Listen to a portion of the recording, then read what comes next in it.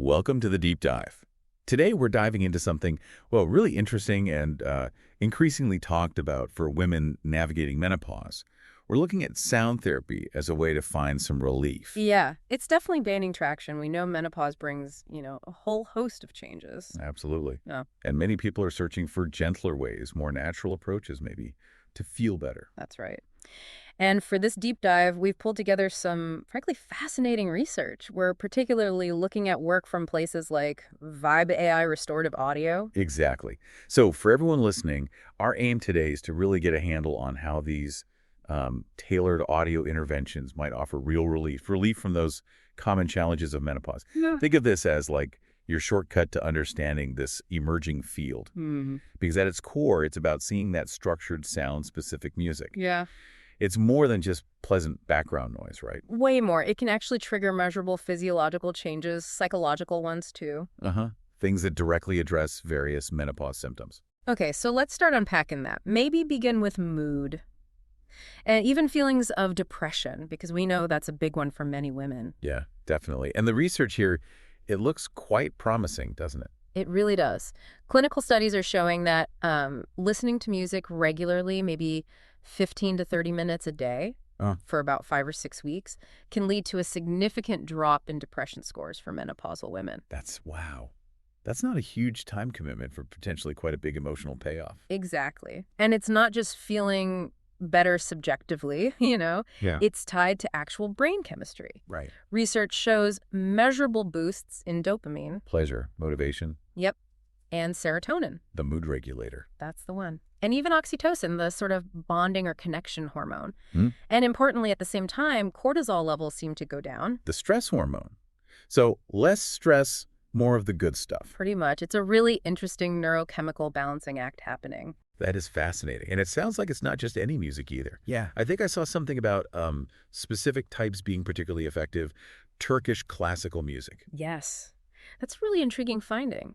Certain modes within Turkish classical music specifically, they mentioned Buzurk, Husseini, and Zergule, Okay. seem particularly good at fostering calm and emotional balance. So specific sound patterns having targeted effects. It really suggests that. It makes you wonder what it is about those modes. Is it the melody, the rhythm, cultural associations, maybe? It's definitely more complex than just put on happy music. Mhm. There's real science underneath. Absolutely. And that 2022 trial you mentioned, mood improving in just 2 weeks with the best results after 6. That's got to be encouraging if you're looking for help. It really is. Consistency looks like the key. Right. And seeing some benefit relatively quickly, that probably helps people stick with it. It really points to accessible, non-drug ways to support emotional health during this transition.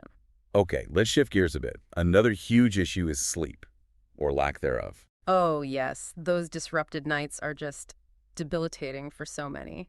So how does sound therapy fit in with improving sleep? Well, much like with mood, clinical studies show music interventions can really help here too. They see improvements in sleep latency. How long it takes to fall asleep? Exactly. Fewer nighttime disturbances, waking up less, and just better overall sleep quality reported by participants. Fewer restless nights sounds amazing. What's the mechanism, though? How does sound do that? It ties back to what we were saying about stress and mood regulation. Sound therapy seems to help lower those stress hormones that keep us wired. Okay. And it also engages the limbic system again, involved in emotions. So by calming the nervous system, it kind of paves the way for more restful sleep. Makes sense. Quieting the internal noise. Yeah. And I think you mentioned a 2023 study combining therapeutic touch with sound. Yes, that one seemed interesting. Did it show even better results? It did. That study reported significant improvements across multiple sleep metrics when touch and sound were used together. Synergy. It really points to the potential of combining these natural approaches. And, anecdotally, people using programs from Vibes AI also report sleeping better. So the research and real-world experience seem to align. Good to hear that convergence. Yeah. Okay, so we've hit mood and sleep pretty hard, which are major. But you said earlier sound therapy might help with a wider range of symptoms, too. That's a really crucial point, yes. While mood and sleep often get the spotlight, the benefits seem broader. Clinical studies using the menopause rating scale, the MRS. That's a standard tool. Yeah, it assesses symptom severity across different areas.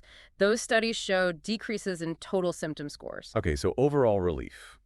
Beyond mood and sleep, what else improves? They're seeing positive changes in what they call somatic symptoms, things like joint pain, maybe even hot flashes becoming less intense or frequent. Really? Hot flashes too? Seems so. And also improvements reported in urogenital symptoms. Wow. Remember that 2022 trial, the mood one? It also found a 21% reduction in overall symptom severity after those 6 weeks of daily listening. 21%. That's not insignificant at all. Not at all. It really suggests a more holistic impact, contributing to overall well-being, not just tackling one or two things. Okay, this is sounding really promising. Let's get into the how a bit more. How does it actually work? We touched on the nervous system. Yes, so sound therapy appears to interact directly with our autonomic nervous system, the part that runs things automatically. Right, breathing, heart rate, digestion. Exactly. And specific frequencies or patterns like those used in Vibes AI or protocols like the Safe and Sound protocol, they seem to stimulate the vagus nerve. Ah, the vagus nerve.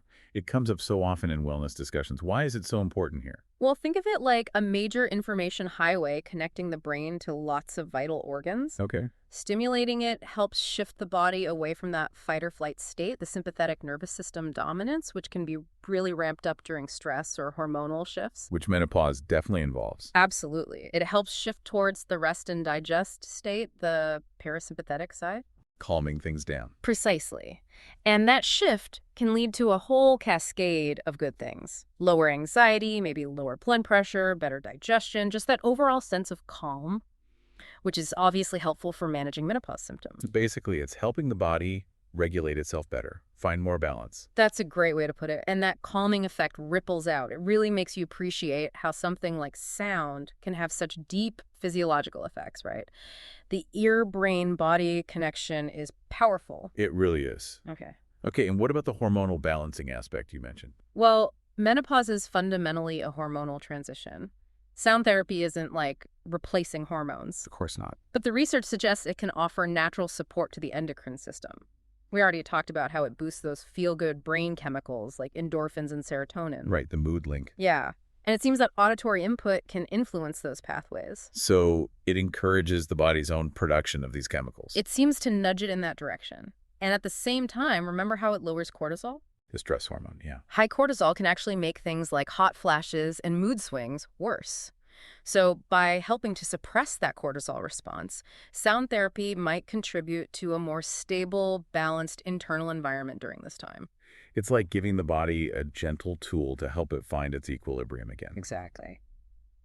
Okay, let's get specific about Vibes AI. Yeah. You mentioned frequency-based therapies. How do those work, like binaural beats? Yes, exactly. Vibes AI uses binaural beat programs quite a bit. The basic idea is you deliver slightly different sound frequencies to each ear through headphones. Okay. The brain then perceives the difference between those two frequencies as a third distinct tone, the binaural beat. Huh, the brain creates it.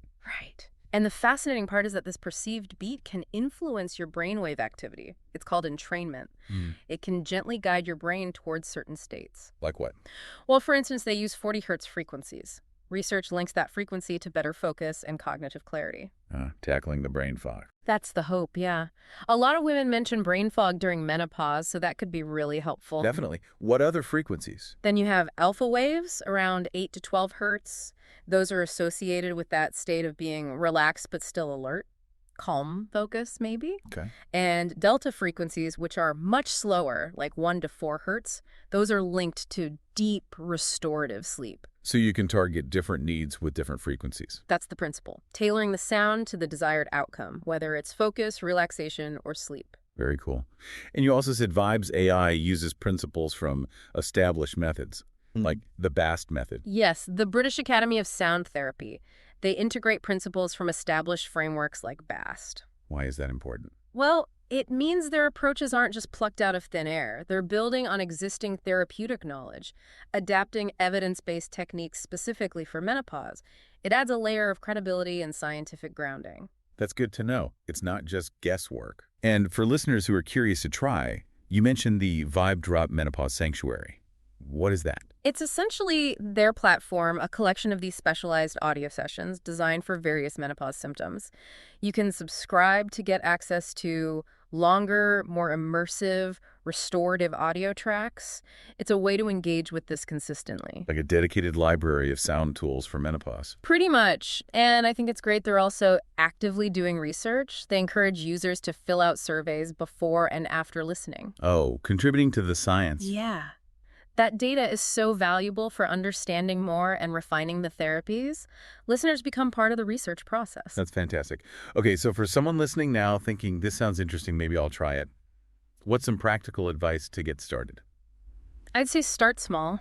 Don't feel you need to jump into an hour a day. Maybe just 15 minutes daily. Manageable. Yeah. And consistency really seems key based on the research. Aim for that 5 to 6 week mark to really see potential benefits build up. Creating a routine can help. Maybe listening at the same time each day, like first thing in the morning or before bed. Building it into your schedule. Yeah. Like sonic self-care time. Exactly. And also pay attention. Notice how you're feeling. Track things, even informally. How's your sleep? Your mood? Any changes in physical symptoms? Be mindful of the effects. Yeah, that self-awareness helps you gauge how it's working for you. Makes sense. Mm-hmm. So just to recap the potential plus points for our listeners, why consider sound therapy for menopause? Well, several things stand out. First, it's non-invasive. You're just listening. Right. Second, it generally doesn't have the side effects you might get with some medications. Third, you can usually use it alongside other treatments or approaches you're already doing. It's compatible. Yes. Plus, it tends to be pretty affordable and accessible, especially with apps and online resources now. And ultimately, it feels empowering, doesn't it? Taking an active role in your self-care. It really does sound like a gentle, holistic way to support yourself through this transition. And it's good that places like Vibes AI are committed to the evidence side of things. Definitely. That focus on research and established principles is important. They're aiming for effective, evidence-based solutions.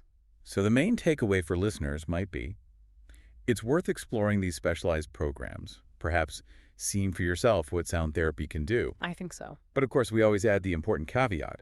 This is based on current research. Individual results will vary. Absolutely. And it's always smart to talk with your own doctor or healthcare provider before making any big changes to how you manage menopause. Crucial point.